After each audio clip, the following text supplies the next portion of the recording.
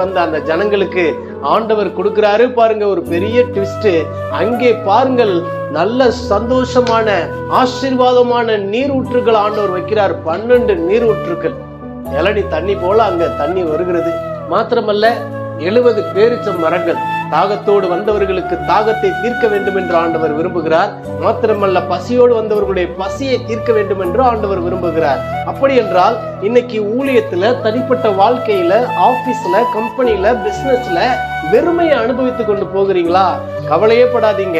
இன்னைக்கு ஆண்டவர் உங்களுக்கு ஒரு வார்த்தையை சொல்லுகிறார். உங்களுடைய துக்கம் சந்தோஷமாய் மாறும். பிரியமானவர்களே, நீங்க எங்கெல்லாம் கஷ்டத்தை அனுபவிக்கிறீர்களோ பக்கத்திலேயே ஒரு சந்தோஷம் இருக்கிறது.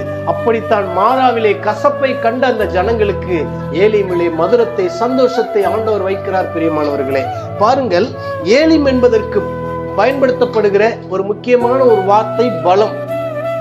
ஏலிம்